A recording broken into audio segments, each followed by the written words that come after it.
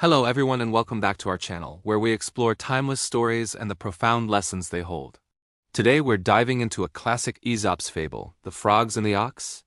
It's a short, simple story, but it packs a powerful punch about ambition, perception, and knowing our own limits.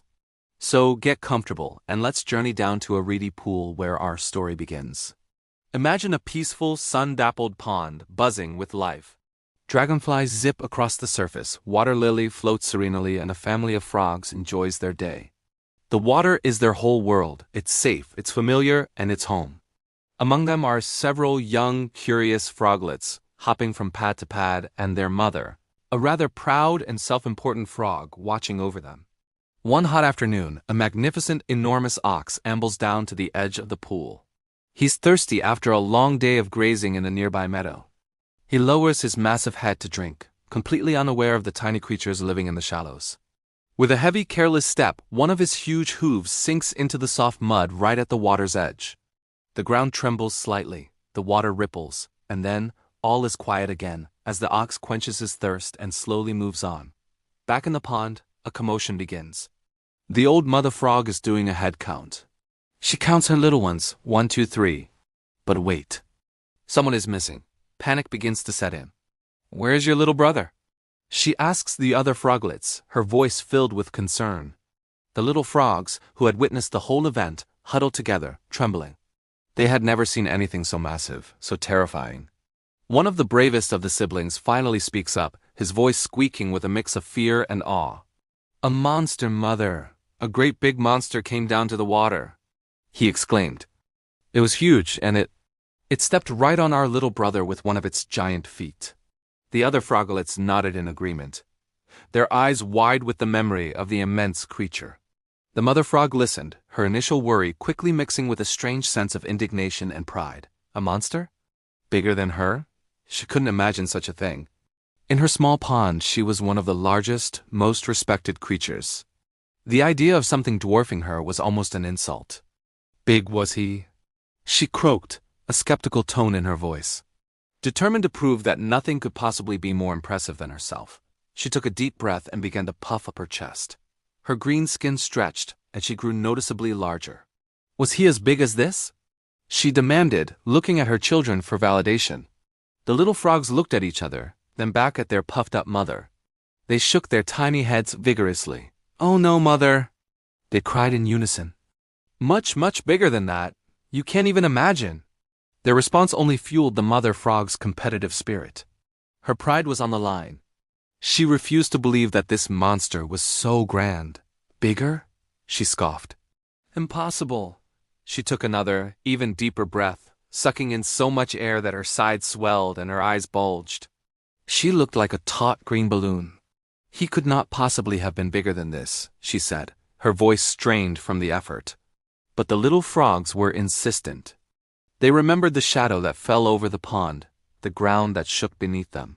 "He was, mother. He really was." They insisted. He was so tall his head blocked out the sun. His feet were like tree stumps. Their descriptions, meant to convey the truth of what they saw, were unfortunately misinterpreted by their mother as a challenge. For her, this was no longer about her missing child. It was about her status, her size, her importance in their little world.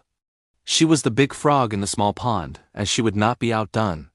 With a final desperate surge of pride and vanity, she declared, "I'll show you how big I can be." He was not bigger. She took one last gigantic gulp of air. She swelled and swelled, pushing her body to its absolute limit. Her skin stretched thinner and thinner, tighter and tighter. The little frogs watched in horror, trying to tell her to stop, but it was too late. With a sudden soft pop, the old frog burst. And so, our story ends. A tragic, and perhaps slightly comical finale for a frog who simply couldn't accept her own limitations. The moral of the fable is usually stated as, "Do not attempt the impossible." But I think we can dig a little deeper than that. This story is a brilliant illustration of the dangers of vanity and envy. The mother frog wasn't just trying to understand the size of the ox, she was competing with it. She saw its size as a threat to her own standing. How often do we do this in our own lives? We see someone with more success, more talent, or more possessions, and instead of admiring them or focusing on our own path, We feel a need to measure up, to compete, even when the comparison is completely absurd.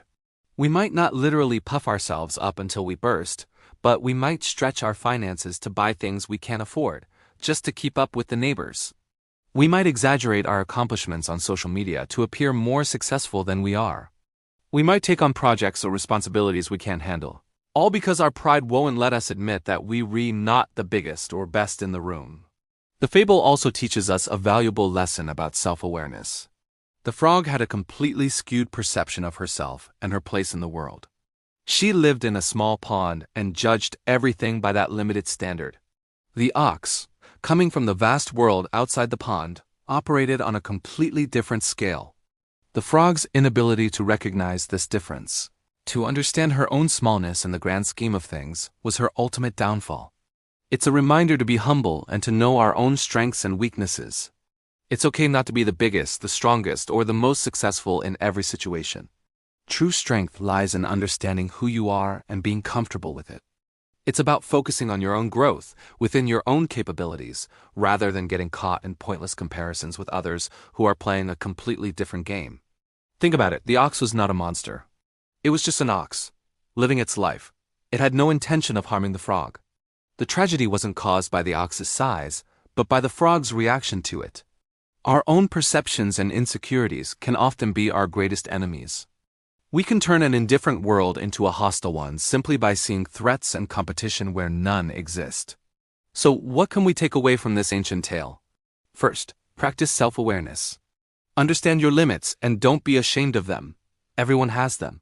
Second, resist the urge to compare yourself to others, especially when the comparison is meaningless. Your journey is your own. Run your own race. Third, cultivate humility. It's not about thinking less of yourself, but about thinking of yourself less. The story of the frog and the ox is a timeless cautionary tale. It warns us that unchecked pride and a lack of perspective can lead to self-destruction. The next time you feel that pang of envy or the need to puff yourself up to impress someone, remember the poor frog. Take a deep breath, but maybe don't hold it for too long. Focus on your own pond, your own path, and your own authentic self. That is where true contentment and success are found. Thank you so much for joining me today to unpack this wonderful fable. I hope it gave you some food for thought. What other lessons do you see in this story? Let me know in the comments below. I'd love to read your perspective. If you enjoyed this video, please give it a thumbs up and consider subscribing for more stories and life lessons. Until next time, stay curious and stay wise.